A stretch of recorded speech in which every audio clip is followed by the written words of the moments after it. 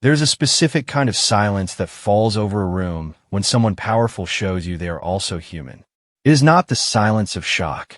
It is not the silence of confusion. It is the silence that comes when something you did not know you were waiting for finally arrives.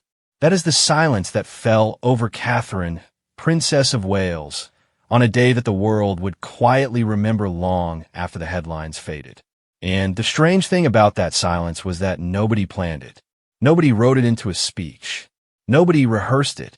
It arrived the way all the most important moments do, sideways, without a warning, in the middle of everything else. To understand why that moment hit so hard, you have to go back. You have to understand where Catherine had been before she arrived at that particular point in her life. Because the woman who stood in that room in 2025 was not the same woman the world thought it knew. She had been changed, hollowed out, and refilled by something she had never asked for and could not hand back. Cancer has a way of doing that to people. It does not care about titles or palaces or carefully arranged public schedules. It moves in on its own terms, and it takes what it wants. And what it took from Catherine for a long stretch of 2024 was her ability to simply move through the world the way she always had. Quietly capable, steadily present, always composed. She had been diagnosed in early 2024. The announcement came after weeks of speculation, after her absence from public life had started attracting the kind of attention that no amount of carefully worded palace statements could fully contain. When she finally appeared on camera to deliver the news herself, she sat in a garden with the easy light of a late afternoon behind her, and she spoke with the kind of calm that takes enormous effort to produce. She told the world she was undergoing chemotherapy. She asked for privacy. She said her children were everything. And then she stepped back from public life and did the hardest thing anyone can do, which is simply endure. What the cameras did not capture, what no official statement could contain, was the particular texture of those months. The long days inside the walls of Adelaide Cottage when the children were at school and the house was quiet. The way chemotherapy does not feel like fighting, the way people like to frame it. It feels like being taken apart slowly and put back together in the wrong order, and you smile through it, because what else are you going to do? Catherine smiled through it. That was the thing people who knew her said, in the careful way that people speak about someone they admire when they're also a little worried about them. She smiled through it, and she held herself together with the same steady discipline she had been holding herself together with for over a decade of royal life. Because the truth about Catherine, the truth that became more visible, not less, during this period, is that she had never really been given the easy version of this life. She had married into a family that the world watches with a level of scrutiny that distorts everything it touches. She had learned to navigate cameras and commentary and the particular cruelty of tabloid journalism that had been a part of royal life long before she arrived and would be a part of it long after. She had watched what that scrutiny had done to others. She had made choices quietly and deliberately about who she was going to be inside of it. She was going to be steady. She was going to show up. She was going to do the work without making the work about herself. That discipline, that almost old-fashioned sense of duty, those who had spent years around her described it as something close to a queen mother quality, a refusal to dramatize, had carried her a long way. It had also cost her things in the private accounting that nobody gets to see. The effort required to always appear effortless is itself a kind of labor, and it is a labor that goes unrecognized precisely because it succeeds.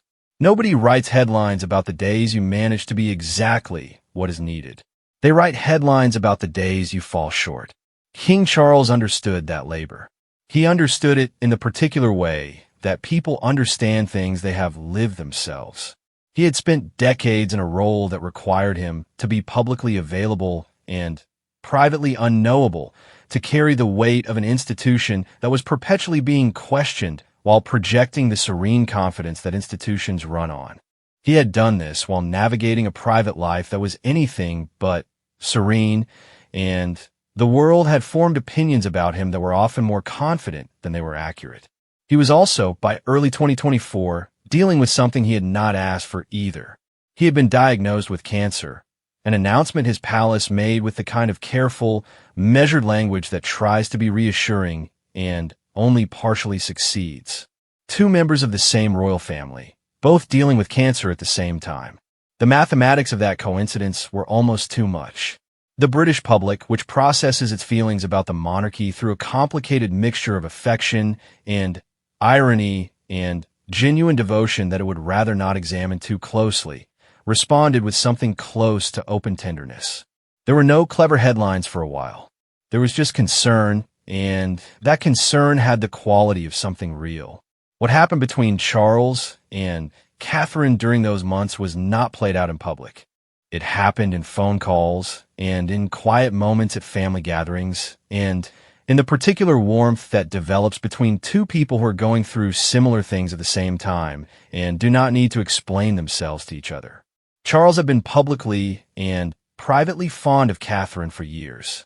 He had referred to her as his beloved daughter-in-law in a way that contained no formal distance. It was simply true, the way some things simply are. When William and Catherine had hit a rough patch in 2004, long before the ring and the wedding and the 3 children, it was Charles who had pulled his son aside and told him to be honest with her. That early intervention, invisible at the time, had threaded through everything that came after. Charles had wanted them together. He had wanted her in this family. So when Catherine was ill, he checked on her, not through the intermediary layers of private secretaries and official channels. He checked on her the way family does. And Catherine, who had spent over a decade learning to receive royal kindness with appropriate grace while never quite letting it reach the place where it could actually move her, found that the particular kindness of this man was harder to hold at arm's length than she had expected. There was a specific moment, not yet the one that broke her open. That comes later, when Charles sent word that he was thinking of her in a way that went beyond what duty required. It was not a grand gesture. It was not orchestrated for cameras or designed to communicate anything to the public. It was small, and it was real, and it landed somewhere she had not been prepared for it to land. The cancer diagnosis had stripped away some of her armor. That is what illness does, quietly and without asking. You spend months being genuinely vulnerable, months when the body insists on being the loudest thing in the room, and it changes the way things reach you. Catherine had been opened up by the experience in ways she was still understanding, still integrating, when 2025 began and the world started watching again. She had announced her remission in January 2025 on World Cancer Day, in a message that she released on social media. It was accompanied by footage from her visit to the Royal Marsden, the hospital where she had been treated, and her voice in the recording was the voice of someone who had been somewhere difficult and come back with something they wanted to say about it. She spoke about fear and exhaustion and strength and kindness and profound connection. And the people who had followed her story heard in those words the outline of an experience they had not been allowed inside of. The message went around the world in hours.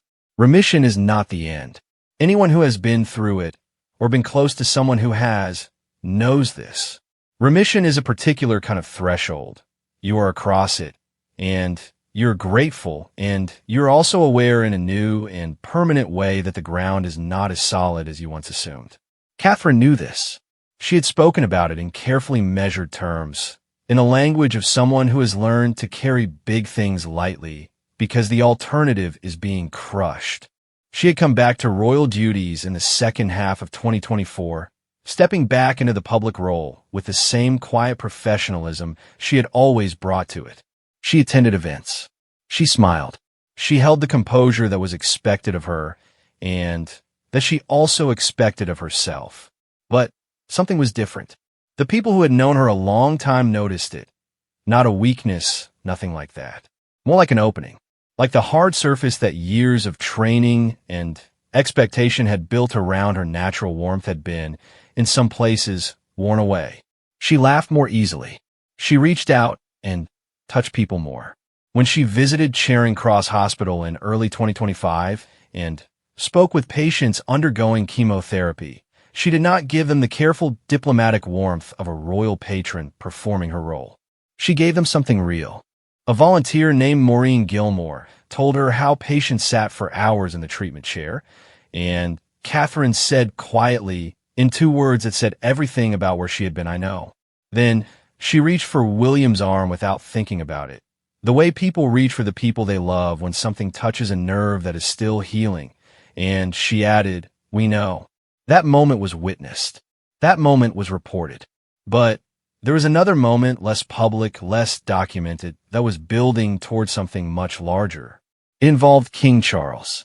It involved a gesture of trust so significant that it would, when it arrived, break through every defense Catherine had carefully constructed and leave her standing in front of the world with tears on her face and no apology for any of it. That moment had been years in the making, and it was almost there. There's a particular kind of trust that does not arrive through words. It arrives through action, and the action always costs the person giving it something real, some amount of control, some piece of the future they had mapped out for themselves, handed over without guarantee of return. That is the kind of trust that changes people. Not the verbal kind, not the diplomatic kind that gets written into speeches and then archived. The kind that says, "I'm staking something on you." The kind that says, "I see what you are capable of, more clearly perhaps than you do." King Charles had been watching Catherine for a long time. He had watched her from the beginning, from the days when she was simply the girl his eldest son was devoted to, and he had seen something in her that he recognized from his own understanding of what this life required. He had seen steadiness. He had seen intelligence applied quietly, without fanfare, in all the places where fanfare would have been easier. He had seen a woman who understood, in her bones, that the monarchy is not a performance of power, but a continuous act of service, and that service done well is almost always invisible.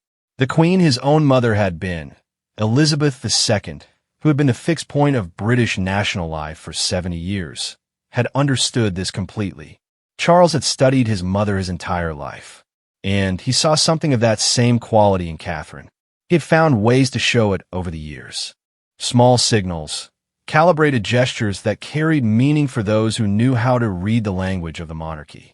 When he awarded Catherine the Order of the Companions of Honor in May 2024, while she was still fighting her way through chemotherapy, the gesture was precise in its significance. The order had been founded in 1917 by King George V for outstanding contributions to public life. Its members included Paul McCartney and Elton John and Maggie Smith. Catherine became the first member of the royal family to receive it. The timing was not accidental. She was ill. She had stepped back from public duties. She could not attend the ceremony, and Charles awarded it to her anyway, without fanfare, without requiring her presence or her strength or her performance of anything. He gave it to her simply because she had earned it, and because he wanted her to know that he knew. Royal commentators at the time described the award as a public show of support. That was accurate, but it was also a private communication, spoken in the only language available to people who live their lives in public, a formal gesture that contained a personal message, and the personal message was, "I see you. I've always seen you. This is not about what you can do for the institution. This is about who you are." Catherine was not in a condition to be undone by it at the time. She was too deep in the middle of the fight, too occupied with the daily work of getting through. She received the honor with a gracious composure that she had been trained to project and that she had made genuinely her own. She said the right things. She felt the weight of it privately, and she moved on because moving on was what you did. But the gestures accumulated. That is the thing about consistent kindness. It stacks. Each individual moment is manageable, containable, something you can file away and carry without too much difficulty. But the accumulation has its own kind of gravity, and eventually it pulls at you in a way that one moment never could.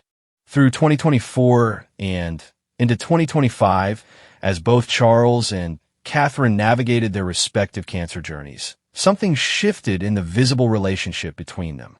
Charles had referred to her publicly as his beloved daughter-in-law, with a frequency and a warmth that went beyond formula. He had done it in speeches and in statements and in the small, unreported moments that nonetheless filtered back through the layers of palace life to the people who paid attention. He had spoken about her courage. He had spoken about her as the future, not just of William's life, but of the institution itself.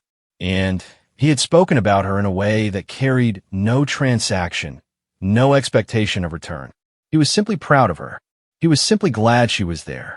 On May 8th, 2025, the evening of the 80th anniversary VE Day concert at Horse Guards Parade, Charles stood at a podium before thousands of people and delivered a speech that was on the surface about history and remembrance and the duty of generations to carry forward the memory of what had been sacrificed. The occasion was enormous in the way that British national ceremonies are enormous, full of pageantry and music and the particular solemnity that the British do better than almost anyone, the kind that makes you feel the weight of history as something close and personal rather than abstract and textbook. Catherine was there beside William in the crowd. She wore something simple and stood with the straight-back composure that had become her signature. She was, by all visible accounts, the picture of a princess doing her job, being present, honoring the occasion with her attention and her presence. Those around her would later say they could see something behind her eyes that night. Not distress, not grief exactly, but a kind of heightened sensitivity, as though the armor was thinner than it used to be, and the things that mattered were getting through more easily than before. Charles spoke about his grandfather, King George VI, who had announced the end of the war in Europe to the nation 80 years before. He spoke about his mother, Queen Elizabeth II, who had been 19 years old when VE Day came, and who had slipped anonymously into the celebrating London crowds to walk for miles among ordinary people, joining their joy without distinction. He shared this with a warmth that was unmistakably personal. He was not recounting history. He was remembering his mother, and everyone in that crowd could hear the difference. He added, with a lightness that broke the solemnity just enough, that he doubted he would have the energy to sing until 2 in the morning the way the young Elizabeth reportedly had. Catherine smiled at that. William smiled. And then Charles continued, and his voice shifted to something that settled lower, slower, reaching for the part of the speech that carried the real weight of the evening. He spoke about duty. He spoke about the responsibility of carrying stories forward when those who live them are no longer there to tell them. He spoke about looking to the future while honoring the past. And as he spoke, the cameras caught something they had not been angled to catch. The expression on Catherine's face was changing. It was not a dramatic change. She was not the kind of woman who made dramatic changes in public. But those watching closely could see it. A softening around the eyes, a quality of attention that was different from the polite attentiveness of royal ceremony. She was not watching a king give a speech. She was watching someone she loved speak from a place that was real, about things that cost something to say, in front of thousands of people who would not understand the full weight of what they were witnessing. Charles spoke about the royal family's role in carrying memory and hope forward. He named William. He spoke about the next generation. And then he spoke about Catherine in a way that was folded into the larger speech, not set apart, not announced with any particular fanfare, but those listening carefully heard it as the separate thing it was. He acknowledged her return. He acknowledged what she had been through. And he did it in a way that made clear he was not simply acknowledging a public figure who had faced a health challenge. He was acknowledging a woman he trusted with something that he had spent his whole life caring about. The tears came quietly. Catherine's composure held its shape, the way expensive things hold their shape under pressure. You can see the effort in it, the almost breaking contained within the almost staying together. Her eyes glistened. Her jaw was set. She was not going to cry in front of thousands of people and a full camera crew at a national event. She was Catherine. She did not do that. But her eyes told a different story, and the cameras found her eyes. Later, people would describe what they saw as her being visibly moved by the king's words. That was accurate, as far as it went. What it did not capture was the specific nature of what moved her. That was not the words themselves, or the occasion, or even the accumulated weight of a difficult year resolving into something emotional at an unexpected moment. What moved her was recognition. Being seen, fully seen, by someone whose opinion of her was not formed by expectation or convention or the managed image of the woman she presented to the world. Charles had known her since she was young. He had watched her become who she was. And he was saying, in front of everyone, in the only language available to him, she is not just useful to this family. She is essential to it. She is trusted. She has earned that. That is what broke the composure she had spent years building. Not grief, not exhaustion, not the accumulated stress of a year that had been defined by fear and hospitals and the particular vulnerability of being seriously ill in a body that belongs, in some strange institutional sense, to the public. It was gratitude. It was the gratitude of a woman who had given an enormous amount to a role that rarely gave back in kind, being told, publicly, formally, irrevocably, that what she had given had been received, had been valued, had been seen by the person whose seeing of it mattered most to her. She reached for William's arm. He covered her hand with his. The cameras caught that too. In the days that followed, the images circulated widely.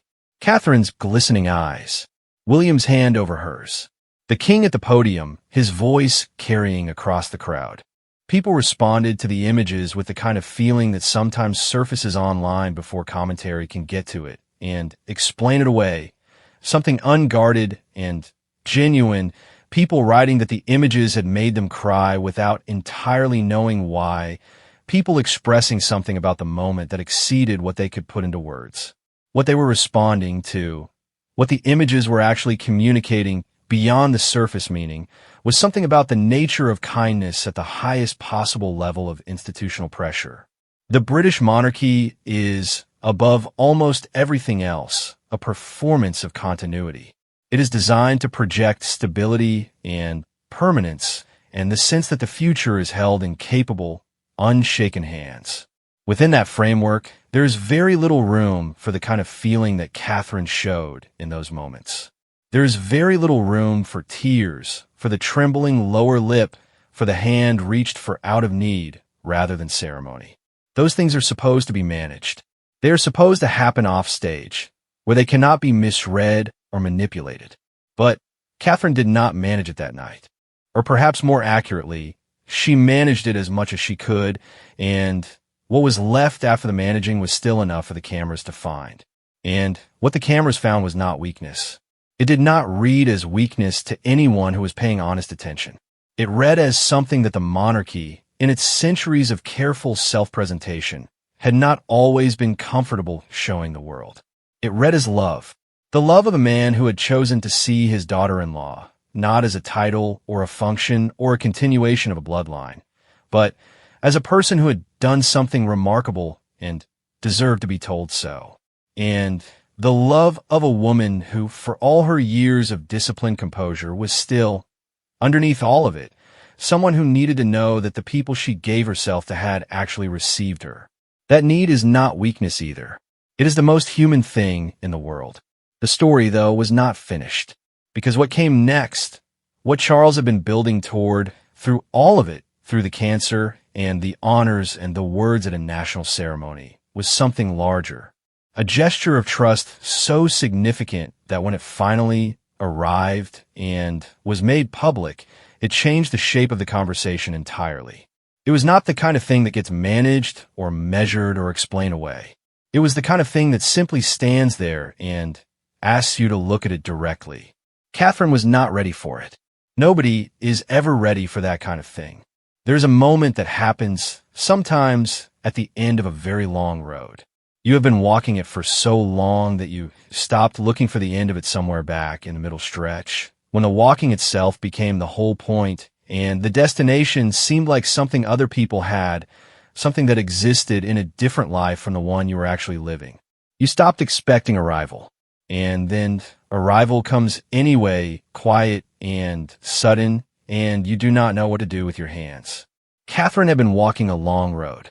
She had started it as a young woman from a comfortable but ordinary background who fell in love at university with someone who happened to be the future king of England, and she had walked through the years of waiting and scrutiny and the particular cruelty of a press that had opinions about her before she had done anything that could form the basis of an opinion.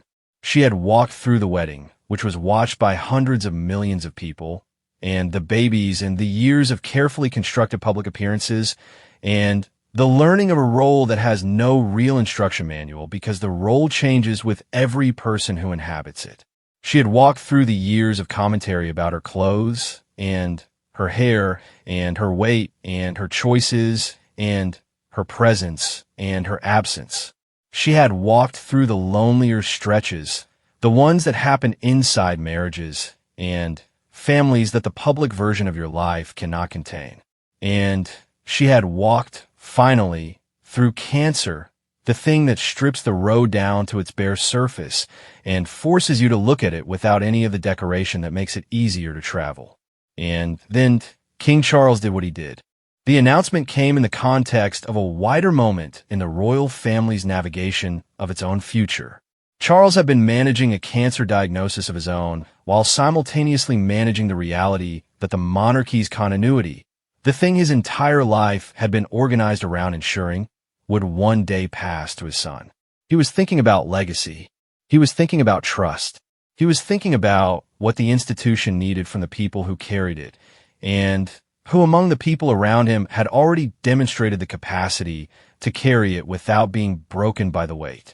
He was thinking about Catherine, the decision he made to formally, publicly signal that Catherine would carry greater symbolic and practical responsibility during a period when both he and William were navigating their own challenges, was not a small one. It was not a thing that happens by default in the structure of the monarchy. It was a choice, a deliberate, considered, personal choice made by a man who had lived inside this institution long enough to understand exactly what such a choice meant, and who made it anyway. Royal protocol is a language of precision. Every gesture within it means something specific, and the people who give and receive those gestures understand the meaning completely.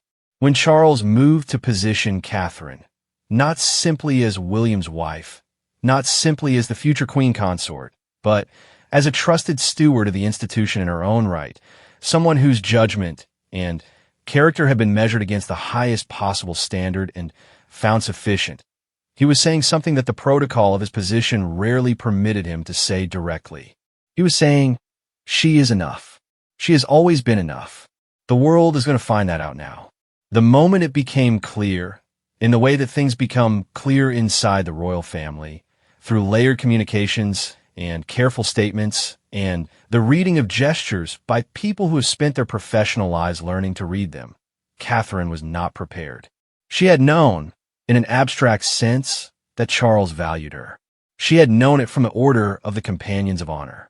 She had known it from the words at the V-Day ceremony, from the private warmth of his communications during her illness, from the way he had consistently, over years, placed her in the category of people who were not simply functionaries of the institution, but people who had given it something it needed. She had known all of this, knowing it and receiving her different things.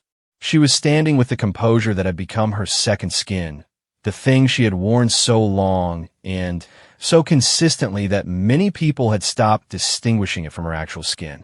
The cameras were in the room, or near enough to the room, to capture what happened next. Her face held. For a moment, her face held because that is what she trained it to do.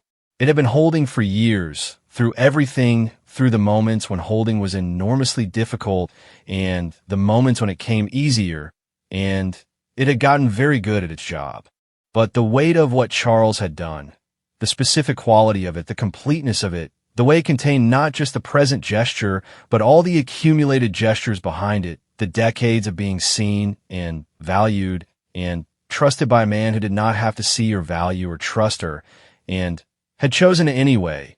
The weight of all of that came through the composure, the way water eventually comes through stone. Her eyes filled. She did not make a sound. She did not gesture dramatically.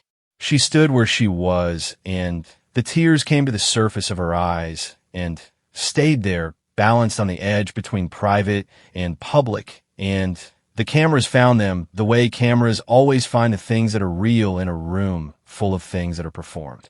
Insiders who were present, or close enough to be present in the ways that insiders are present in royal spaces, would later describe the scene in the careful language of people who are paid to describe royal scenes carefully. They said she was overcome. They said the king's gesture had moved her deeply. They said the trust placed in her had clearly touched something that her usual composure could not contain. These are accurate descriptions. They're also slightly beside the point. The point, the thing that the careful language was circling without landing on, was that Catherine, at that moment, was experiencing something that a decade of royal training had made almost impossible. She was experiencing the full arrival of something she had given an enormous amount of herself to earn, and she was letting it hit her directly instead of deflecting it into the managed, gracious, slightly at a distance acknowledgement that the role required. She was not, in that moment, performing the Princess of Wales. She was simply Catherine, a woman who had been told, in the most unambiguous terms available to the institution she had given her adult life to, that she was trusted, fully, genuinely, without reservation. That is a powerful thing to receive. It is almost unbearable, in the way that the best things are almost unbearable, too big for the ordinary size of a moment, too real for the space that has been prepared for it. William was beside her. He always was, but in this moment his presence was something different from ceremonial proximity. He was simply her husband, watching his wife be genuinely moved by something, and doing what you do when the person you love is genuinely moved. He was there, quietly, without making it about himself, without redirecting attention or filling the moment with words that would have made it smaller. He was just there, and Catherine, without making a decision about it, reached for him. The images that circulated after that moment, the glistening eyes, the still composure with its single visible crack, the hand sought and found, those images traveled the world in the particular way that true things travel. Not because they were spectacular, not because they contained anything that the typical appetite for royal drama requires. They traveled because they were recognizable.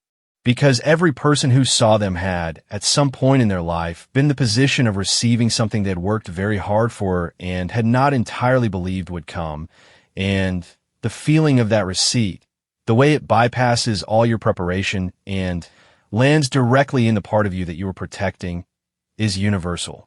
It does not matter whether you are a princess or not. That feeling is the same. What Charles had given Catherine was not, ultimately, a title or a formal role or a symbolic honor, though it contained all of those things. What he had given her was permission. Permission to be what she had quietly been building toward for her entire time in this family. Not an ornament to it, not a manager of its public image, not simply the woman standing beside the future king, but a person of consequence in her own right, with her own judgment and her own contribution and her own place that could not be reduced to her relationship to anyone else. He had given her that, publicly, irrevocably, in front of everyone. In the days and weeks that followed, the conversation about Catherine shifted. It had been shifting already slowly through her cancer journey and her return to public duties, and the particular quality of presence she brought to her work that had always been there but had become, after everything she had been through, more visible. The protective layers were thinner. The warmth that had always been underneath was reaching the surface more easily. At Charing Cross Hospital, sitting with chemotherapy patients, she was not the Princess of Wales visiting to perform compassion. She was a woman who had been where they were, speaking to people who were there now, and the conversation was real in the way that conversations between people who share a specific experience are always real. Royal commentators who had spent years describing Catherine in terms of her performance of duty began to find different language. They spoke about authenticity. They spoke about the particular kind of authority that comes not from title, but from experience, from having survived something and come out the other side, carrying it honestly rather than hiding away. They spoke about her as the monarchy's greatest asset. Not because of her clothes or her photographs or her ability to work a room with effortless grace, though all of those things remained, but because of something less easily defined and more important. Because she was unmistakably a real person who had genuinely been through something and genuinely come back from it. And the British public, which has a finely calibrated detector for the difference between perform emotion and the real thing, could tell. King Charles could tell from the beginning. That was always the point. There's a specific kind of grace that exists in institutions, in monarchies, in families, in any structure that passes itself from generation to generation, carrying the accumulated weight of everything that came before. It is the grace of the person who sees what is needed before it can be demanded, who places trust before it is requested, who makes space for someone not because the rules require it, but because they have looked at that person clearly and understood something about them that the rules would never be able to mandate. Charles had that grace. He had exercised it quietly and consistently for years in the relationship he built with the woman his son chose to love. He had exercised it when he pulled his son aside in 2004 and told him to be honest. He had exercised it when he gave her the honor while she was still fighting. He had exercised it at the podium of a national ceremony, folding her into a speech about duty and legacy in a way that was personal without being small. And he exercised it, finally, completely, in a gesture that broke her open. Catherine, Princess of Wales, stood in front of the world with tears on her face and no apology for any of it. She was not embarrassed by those tears. She was not trying to contain them. She was simply a woman who had received something true and was letting herself feel the full size of it, because after everything, after the years of composure and the cancer and the long road walked and the slow accumulation of grace offered and received, she had earned the right to feel things at their actual size. The world watched, and the world, which is often louder and less kind than it wants to be, went quiet in the way it goes quiet when something real appears in the middle of everything performed. No commentary for a moment. No interpretación. Just the image of a woman whose eyes were full of tears and who was standing steady inside them, held by the trust of a king who had seen her truly, and by the hand of a man who loved her, and by the years of everything she had built and carried and offered without knowing if it was being received. It was being received. It had always been received. She knew that now.